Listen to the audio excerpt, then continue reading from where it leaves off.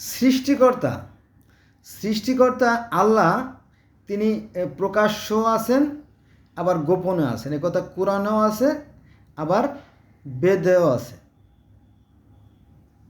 যেমন পবিত্র কোরআন শরীফে আছে আল্লাহ হোসেন আল জাহের, অর্থাৎ তিনি প্রকাশ্য আছেন, আর আল্লাহ হোসেন আল বাতেন, অর্থাৎ তিনি গোপনেও আছেন। এটা হচ্ছে কোরআনের কথা।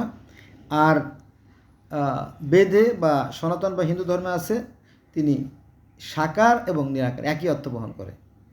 আর বাংলা যদি আমরা করি, আরবির কথা বললাম, হিন্দু ধর্মের কথা বললাম, আর আছে বাংলা যদি আমরা বলি, তাহলে এখানে বলা যাবে যে ব্যক্ত ও অব্যক্ত। এটা কোথায় পাইছেন? অনেক মুসলমানরা আমাদের গালাগালি করে, কারণ তারা বলে যে আরে অন্য ধর্ম ধর্মই না। কিন্তু কোরআন কিন্তু তা বলে না। কোরআন বলছে আসো সেই কথায়, কোরআন বলতেছে যে আসো সেই কথায় যা তোমাদের এবং আমাদের মধ্যে এক। তো যদি এক থাকে তাহলে তো সমস্যা নাই।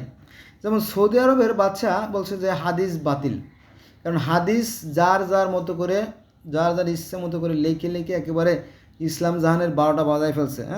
তবে সেই হাদিসগুলো রেখা যেতে পারে যেগুলো কোরআনের সাথে সঙ্গতিপূর্ণ, অর্থাৎ কোরআনের সাথে মিল আছে। যেমন কোরআন শরীফ তো সাধারণ মানুষ যারা তারা বুঝবে না, ওই ব্যাপারটা যদি বিস্তারিত ডিটেলস আলোচনা করা হয় তাহলে ঠিক আছে, আমিও সেটা সমর্থন করি। কিন্তু দেখা যাচ্ছে যে অনেক অসঙ্গতি আছে, অনেক ঝামেলা আছে, এই নিয়ে কোটাকুটি আলেম ওলামাদের মতোই দ্বন্দ্ব আছে। যাক, ওখানে যাব না। তো এই যে বিষয়টা আলোচনা করতেছিলাম যে আল্লাহ পাক আকারেও আছেন, নিরাকারেও আছেন, সেটা কোথায় আছে? এটা আছে সূরা হাদিদের 3 নম্বর আয়াতে। কোথায়? সূরা হাদিদ। আপনারা যদি কোনো ডাউট ফিল করেন বা যদি সন্দেহ হয়, তাহলে আপনারা গুগলে যাবেন, গুগলে গিয়ে সার্চ দেবেন সূরা হাদিদ আয়াত নম্বর 3, দেখবেন যে চলে আসবে এই বিষয়গুলো। এখানে যা বলা হয়েছে তা হলো, আমি কোরআন থেকে বলতেছি, তিনি আদি,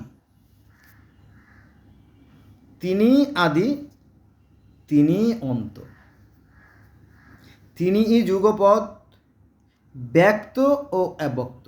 আমি যেটা নিয়ে ফোকাস করতেছিলাম সেটা হচ্ছে যে ব্যক্ত ও অব্যক্ত। কে? সৃষ্টিকর্তা। তিনি ব্যক্ত ও অব্যক্ত এবং তিনি সর্ববিষয়ে সম্যক জ্ঞাত।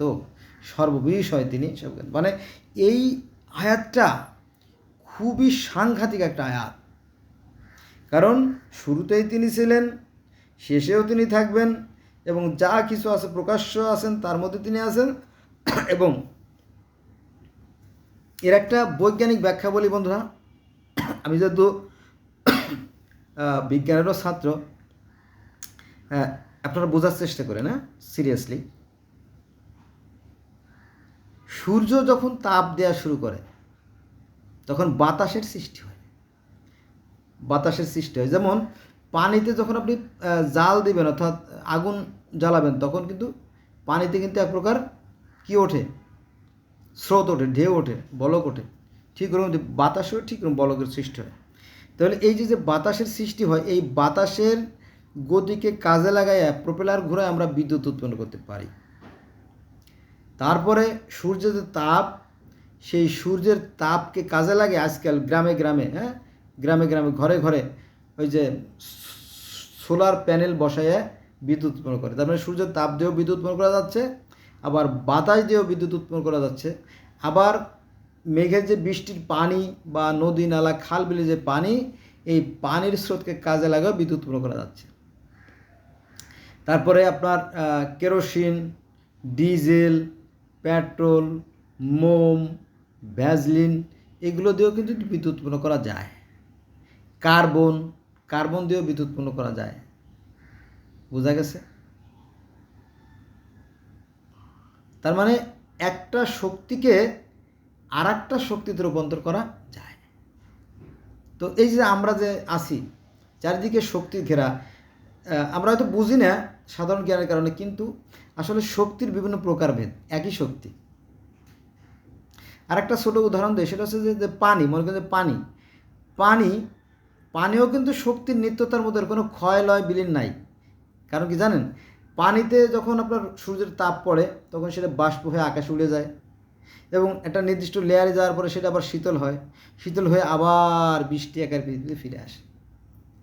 তো দেখেন যে পানি স্বাভাবিক অবস্থায় থাকে তরল, স্বাভাবিক অবস্থায় যে পানিটা আমরা খাই তরল, তো এই তরল পানিটা একবার বাষ্প হয়ে যাচ্ছে অর্থাৎ অদৃশ্য হয়ে যাচ্ছে, আবার সেটা আবার অনেক সময় ঠান্ডায় জমে বরফ হয়ে যাচ্ছে। তার মানে তিনটে রূপ, একই পানির তিনটে রূপ। বুঝছেন আমার কথা? একই পানির তিনটে রূপ, একটা আছে বাষ্পীয় অর্থাৎ অদৃশ্য একটা দৃশ্য, দেখা যায় না, বাষ্প দেখা যায় না, উড়ে চলে যাচ্ছে বাষ্প, চোখের সামনে দেখা যায় না। আবার ওই পানি যখন স্বাভাবিক হয় তখন তরল অবস্থা থাকে, আবার ওই একই পানি যখন কঠিন হয় তখন সেটা বরফে পরিণত হয়ে যায়, একই পানি। ঠিক আছে? আসলে শক্তির খেলা, আমাদের চারিদিকে শক্তির খেলা, আমরাও শক্তির সমন্বয় সৃষ্টি। আমরা না খাইলে কিন্তু কেল্লা ফাতে, মানে মারা যাবো। কিন্তু আমরা যে খাদ্যগুলো খাই, এই খাবারগুলো আমাদের শরীরে যায়, আর শরীরের মধ্যে একটা পাওয়ার আছে, একটা চেতনা শক্তি আছে, সে কী করে সেই খাদ্যগুলোকে ভেঙে সেগুলো আমাদের শরীরটাকে হৃষ্টপুষ্ট করে, ক্ষয় সাধন করে। ঠিক আছে? আমাদেরকে সুস্থ রাখতে সাহায্য করে, এই আর কি। তো আমরা এই প্রকৃতির সন্তান, আবার মরার পরে প্রকৃতির সাথে মিশে যাব, তবে আমাদের কথাগুলো থেকে যাবে, আমাদের কর্মফলগুলো থেকে যাবে। বুঝা গেছে? ওই যে আমাদের পরীক্ষার খাতা কিন্তু স্যারেরা বাঙালির দোকানে বিক্রি করে দেবে, কিন্তু রেজাল্টটা থাকবে সারা জীবন। বুঝলেন না? অনেকগুলো উদাহরণ দিলাম, আর দিতে পারবো না। তাহলে এখানে আসলে ওই একই স্রষ্টার বিভিন্ন রূপ। তিনি আদি, তিনি আদিতেই ছিলেন, তিনি অন্ত, তিনি শেষে থাকবেন, তিনি যুগপৎ, আবার তিনি ব্যক্ত, আবার তিনি অব্যক্ত, তিনি আবার নিজেকে প্রকাশিত করলেন, আবার কি তিনি গোপনেও আছেন, তারা আমরা দেখতে পারি না। এবং তিনি সর্ববিষয়ে সম্যক জ্ঞাত, সূরা হাদীদ 8 নম্বর 3। তবে জ্ঞানীরা বুঝতে পারে, জ্ঞানীরা বুঝতে পারে এই যে চন্দ্র, সূর্য, গ্রহ, নক্ষত্র, ঋতু পরিবর্তন, জোয়ার ভাটা, দিন রাত, এর পরিবর্তনের ভিতরে একটা শক্তি কাজ করছে। তিনি হচ্ছে একটা কেন্দ্রীয় শক্তি। এই শক্তিকে বিভিন্ন মানুষ বিভিন্নটা, কেউ বলে আল্লাহ, কেউ বলে ভগবান, কেউ বলে লাত, কেউ বলে ইলাহ, কেউ বলে ঈশ্বর, কেউ বলে টিয়ান, কেউ বলে জাহ, কেউ বলে তাও, কেউ বলে ঈশ্বর বোম্বা, কেউ বলে গোবিন্দ, কেউ বলে প্রজাপতি, কেউ বলে নারায়ণ, কেউ বলে হরি, হ্যাঁ, কেউ বলে আহুরা মাজদা, যারা জড়শ্রী ধর্মের। হ্যাঁ, তো এরকম বিভিন্ন ধর্মের মানুষ বিভিন্ন নামে ডাকে, আসলে সেই একই সৃষ্টিকর্তাকেই ডাকে।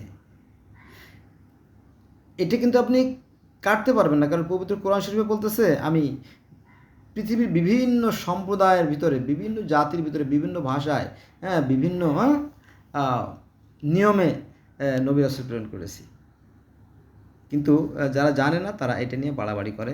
আমি অনুরোধ করব বাড়াবাড়ি না করতে, ভালো কাজ করেন, ভালো কাজ, সৃষ্টিকর্তার উপর বিশ্বাস রেখে ভালো কাজ করুন, তাহলে ইহকাল পরকাল দুই কালই সুন্দর হবে। ধন্যবাদ সবাই।